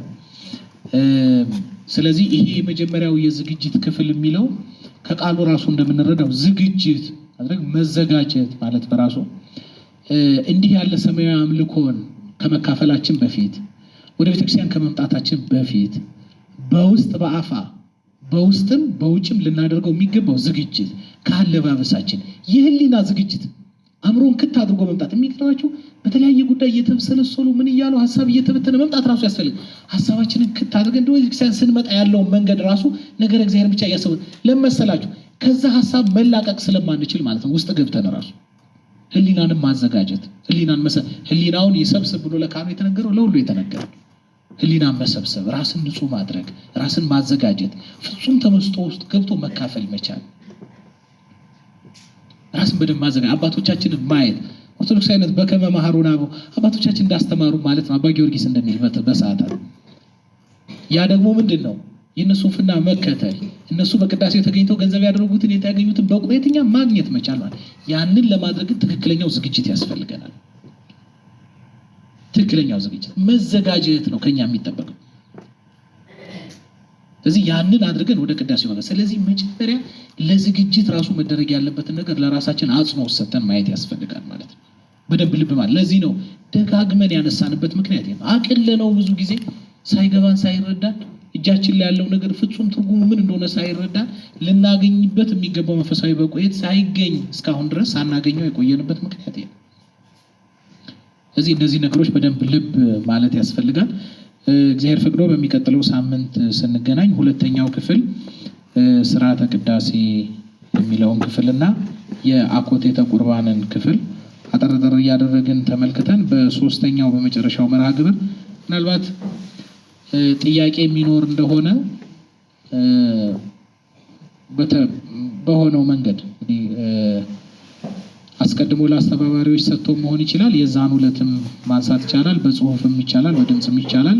እንደዛ አድርገን ከዛ በኋላ ግን የተወሰነች ሰዓት ወስደን አሁን እንዳነሳ ነው አንድ መሰረታዊ የሆኑ ጉዳዮችን አንስተን የቤት ስራ ወስደን እንሄዳለን። ራሳችን ላይ መጀመሪያ ማስተካከል ያለብንን ለማስተካከል ከዛ ደግሞ ግፊት ማድረግ ያለብን ቦታ ላይ ደግሞ ግፊት ማድረግ እንድንችል የቤት ስራ ወስደን የምንሄድበት ይሆናል። ስለነበረን ጊዜ ሁሉ የአምላካችን የእግዚአብሔር ስም የተመሰገነ ይሁን። ይቆየን።